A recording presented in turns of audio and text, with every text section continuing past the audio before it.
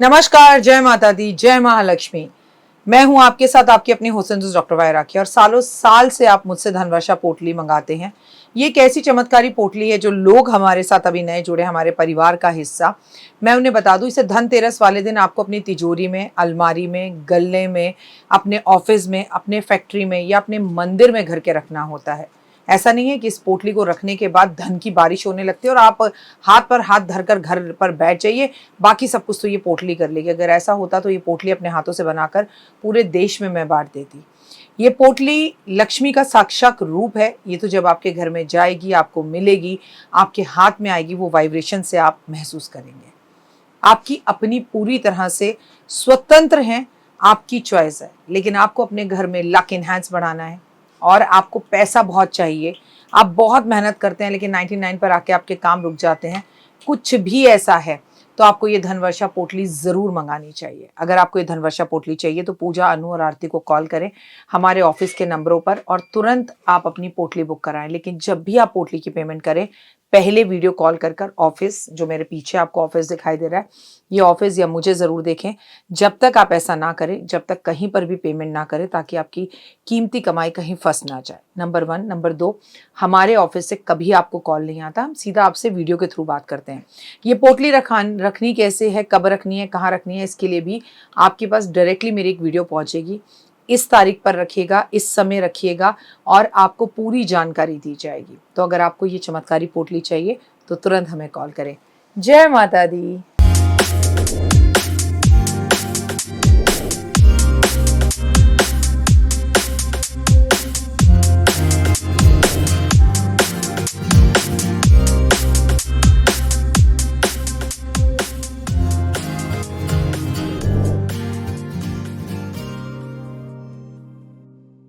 जय माता दी। कैसे हैं आप सभी का बहुत बहुत स्वागत है आपके, मेरे और माता रानी के इस खूबसूरत से YouTube चैनल पर।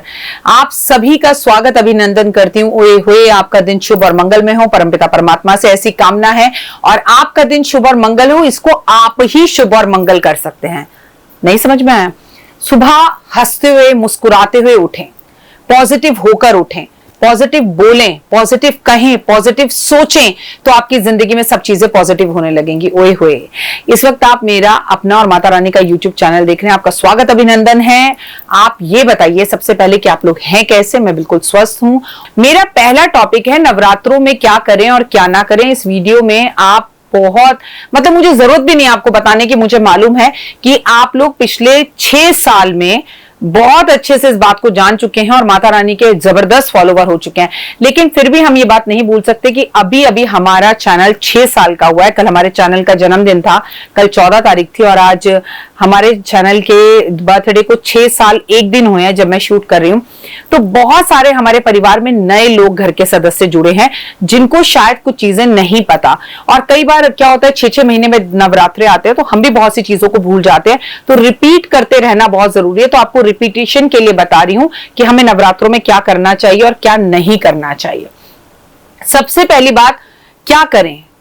लोगों की मदद करें। देखिए, कभी पीरियड्स आ जाते हैं, कभी घर में सूतक पातक लग जाता है, कभी घर का माहौल अच्छा नहीं होता, कभी घर में सासू माँ को या पति देव को बहुत ज्यादा पूजा करना पसंद नहीं होता।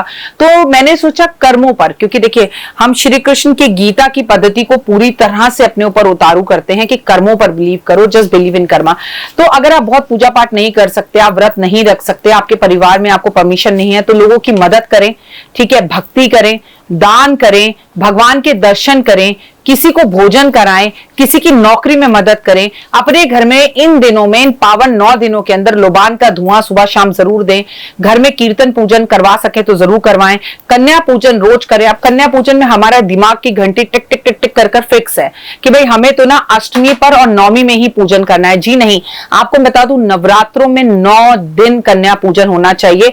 हर रोज एक कन्या को बुलाकर उसके चरण धोकर आप उसे कुछ मीठा खाने को दें, उसे कुमकुम लगाएं। ये संभव ना हो सके तो 8वें और 9वें दिन एक साथ कर लें, या एक एक ही अपने ही घर की कन्या का पूजन कर लें, ये भी इनफ है।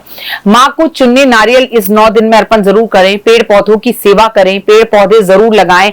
आप डांडिया इस टाइम पर जरूर खेलें, क्योंकि आपको पता है कि दिवाली से पहले वाले नवरात्रे हुए ये तो बेहद ही खास नवरात्रे हो जाते हैं, और इन नवरात्रों के अंदर जो महत्व होता है वो इतना ज्यादा होता है कि कई लोग वो पहले वाले नवरात्रि जिसमें राम जी का जन्म हुआ था, रामनवमी होती है, वो ना बनाकर ये वाले नवरात्रि जरूर बनाते हैं।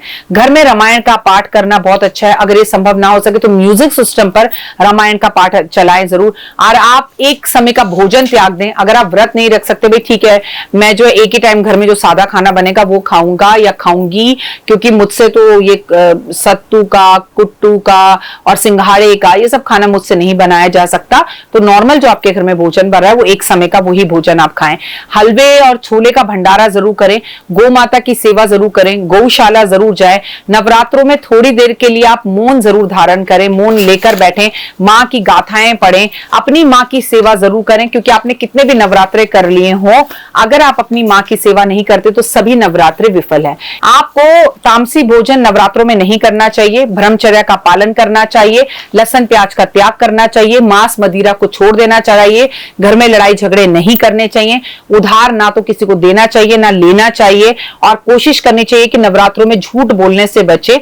हालांकि सच बोलने से झगड़े ज्यादा होते हैं, ये बात मैंने देखी है। झूठ लोगों को बहुत पसंद होता है।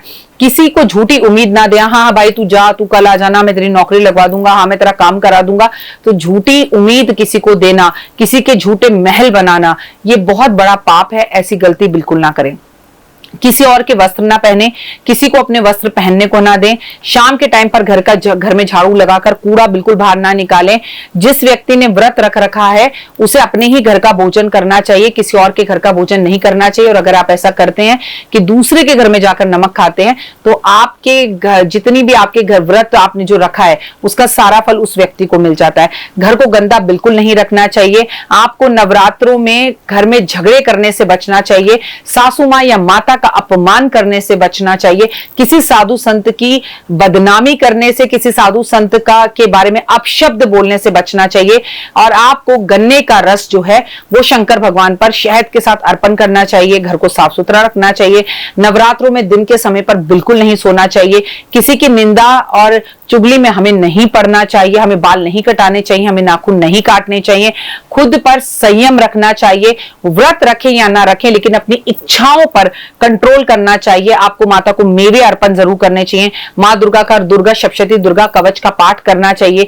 घी की घर में जोत जलानी चाहिए। लेकिन जैसे मैं बोल देती हूँ तो लोग बोलते हैं मैम घर में खाने को नहीं, आप घी की जोत जलाने को कहते हैं। तो माँ ने कभी नहीं कहा कि मेरी घी की ही जोत जलाओ। आप सरसों के तेल की जोत जलाओ। आप मात्र एक कपूर का टुकड़ा जला दो, मात्र एक अगरबत्ती जला दो, मात्र एक धूप जला दो। माता रानी आपके भाव की भूखे कि भैया मैं धरती पर आई हूं और ये मेरा बालक, ये मेरा बच्चा मुझे किसी भी श्रद्धा में याद कर रहा है, मुझे पूज रहा है। नवरात्रों में व्यक्ति को किसी के घर में राशन जरूर डलवाना चाहिए, और ऐसे व्यक्ति के घर में जिसको एक्चुअली उस राशन की जरूरत है। नवरात्रों में घर में दोनों टाइम पर कपूर और आरती जलनी चाहिए। देखिए मैंने आपको वो बातें भी बताई जो शास्त्र कहते हैं कि ये चीज होनी चाहिए कि मांस मदिरा नहीं खाना, लहसुन प्याज नहीं खाना, ब्रह्मचर्य का पालन करना है, माँ की घी की जोत जलानी है, कपूर से आरती करनी है। तो मैंने आपको वो बातें भी बताई जो जर्नली लोग कहते हैं कि आपको करनी ही चाहिए। अगर वो ना कर सको तो इतना तो जरूर करो। मैंने आपको दोनों तरह की बातें बताई, बट इसमें से अगर आप आधी बातें भी अपने जीवन में उतार लेते हैं तो बहुत अच्छा है। मैं महिलाओं को देखती हूँ कीर्तन में जाती हैं, वो क्या करती हैं, कीर्तन पे जाते वक्त वो अपने बालों को खुला कर लेंगी, काले कपड़े पहन लेंगी। और आप पूजा पाठ करने जा रहे हैं तो बालों को बांध कर जाएं। पूजा पाठ करने जा रहे हैं तो खुद पर संयम रख कर जाएं। आप नवरात्रों में जेवर बहुत पहने, चूड़ियां जरूर पहने और खुश रहें और औरों को भी खुश रहने दें। तो उम्मीद है आपको मेरी वीडियो पसंद आ रही होंगी। कमेंट्स में जय माता दी जरूर लिखिएगा।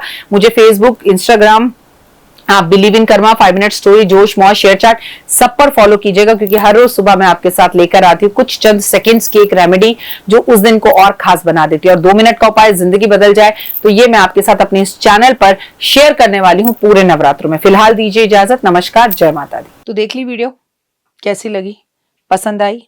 चलिए, हो सकता है किसी को पसंद ना भी आई हो, लेकिन अगर हृदय से आप इन उपायों को करेंगे तो आपका फायदा जरूर होगा।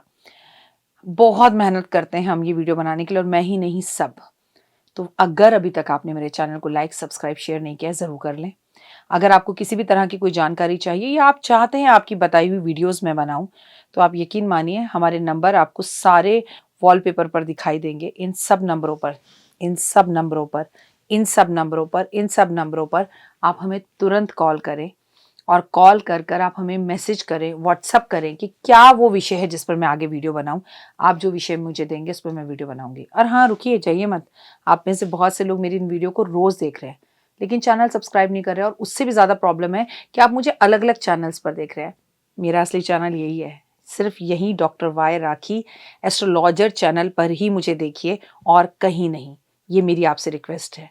जय माता दी। जीवन में है समस्या, नहीं मिल रहा तकलीफों से छुटकारा, नहीं मिल रही मनचाही नौकरी, टूट गया है विश्वास, सांस से आपकी बिल्कुल नहीं बनती और खत्म हो गई है आस, भगवान से आपका विश्वास उठ चुका है।